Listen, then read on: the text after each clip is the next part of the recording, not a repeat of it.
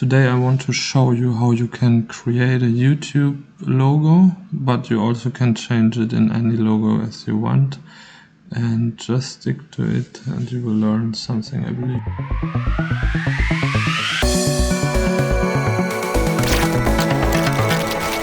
Okay, this is a new document. It has 3000 times 3000 pixels and 300 dpi.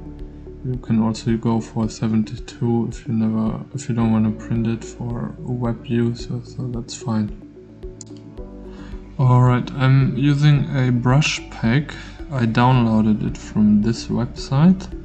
I will provide a link in the description. Important for me was that you can use it for free, also commercially, and that you don't have to give any credits, because if you use those brushes a lot, it can be very demanding to always search for the author of those brushes to give a credit. So yeah, and the best thing, they are for free. That is always a plus. So the brush pack comes in a zip folder which needs to be unzipped, and I show you how you can import the brushes into Affinity Photo. Those brushes are made for Photoshop, but they will work fine in Affinity Photo. Just double click and they should be imported. That is one way how you can do that. Alright, there's another way how you can import your brushes. If you click on the brush tab, if it's not activated, go to Studio. There you should find it, just click on it and it will appear. On the right side of there you have that hamburger menu. If you can click there on import brushes. You find your brushes and click it, double click or open, and then there should pop up a window which says that they are successfully imported. Alright, let's start it. My aim was to make an artistic logo, so the background should be somewhat round but not clinical round, like splashes and watercolor style like that one you see here. So with each brush I choose, I only click once, and I don't paint, I just click once. As you can see, I'm pressing Alt+X. This is a shortcut I have created to increase the size of the brush. Alt+Z is to decrease the size. That helps a lot and is comfortable if you work on a laptop. So by default the brushes don't rotate, but I want to rotate that one. So I can double click on that brush and it opens the window. If you go to the Dynamics tab, there you have the rotation jitter. If you just slide it the way you want, then the brush will rotate. So what I did here, I clicked and then the brush rotate, and then I would go back and remove until I have it where I want to have it.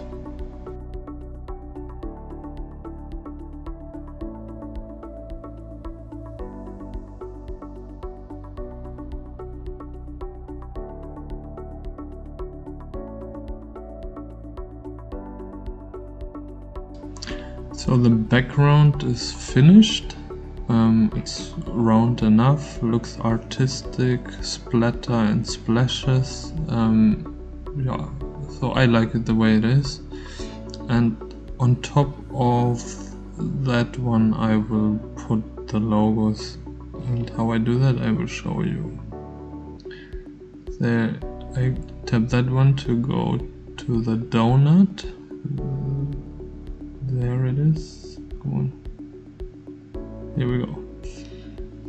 And I press the Shift key to get a perfect round circle. And then I just do it that size so that it fits inside the background. I want to have it white. And there's this little orange dot which I can click and drag, and then I can change this inside. Yeah. I place it on top in the middle so that it looks balanced. Okay, now I want to choose a rectangular tool with round corners to create the play button. I just drag and drop basically. I don't do measurements here, it's just with eyesight. You can change the corners. There's this little orange dot, and you can just drag and drop and change it how you like it there. And just put it in the middle, like that. And I'll do the same with the triangle tool. Yeah, to create the red triangle in the middle of the button. I will rotate that by holding Shift so that I get the perfect angle and not that it looks kind of crooked. Here we go, Shift, and here we are. I fill that with red.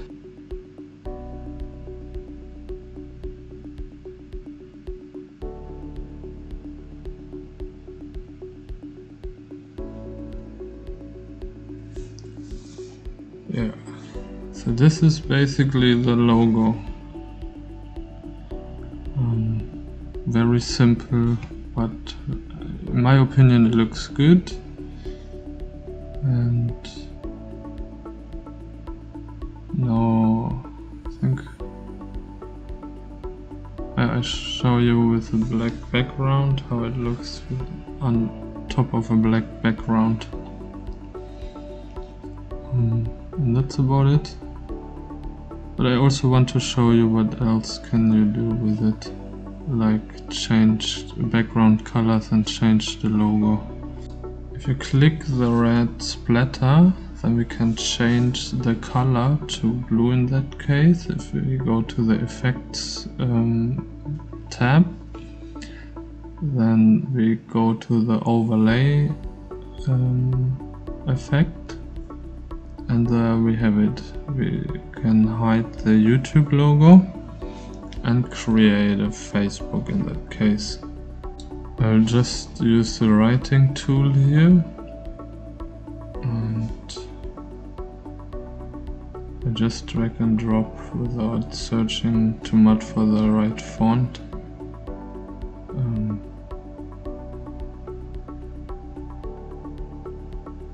There it is, the Facebook F,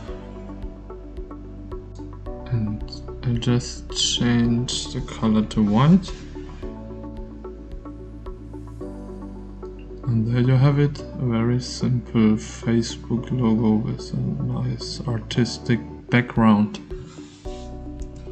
You can change the background to all colors as much as you want, and you can put any logo on it, and you can vary here very much, like there's no limit. If you export the picture, make sure the background is deselected, then go to export and save it as an SVG or PNG so that you don't have a background there, and then you're good. Okay, I will show you how you can put a gradient on the background. Here I will show it to you with a Messenger logo. This is the old Lightning, the newer one has rounded edges, but I just want to show it for the purpose of the video, so I will change it later, and you can also search for another image. So I remove the background by clicking with the flat select tool on the blue and just press a backspace. Make sure it's a pixel layer, and then I deselect it with Ctrl and D, and there you have the white logo. I just put it in the middle. Here I'm checking for the colors of the logo. As you can see, there's a gradient and the edges of the lightning are more round. but that is not so important for the purpose of the video. Select the background layer and go to gradient overlay. On this window, click on insert to create a new gradient, and then click the black one to change the color. Here we choose blue, and here we will do the same. Click on the dot and we'll check the color. It's a purple, pinkish, and it shows a pink color.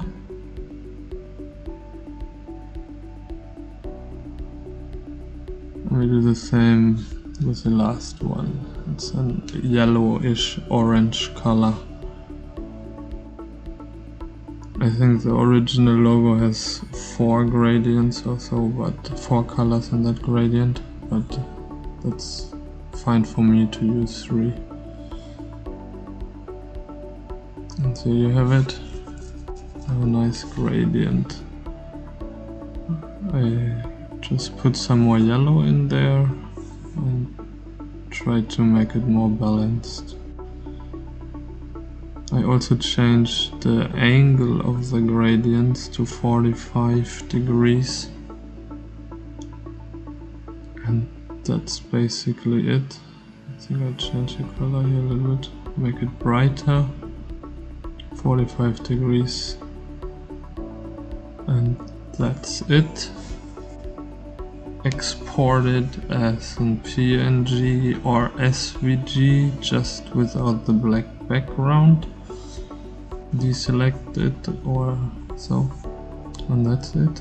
Save it as Affinity photo file so that you can use it again later. Okay, thanks for watching, have a nice day.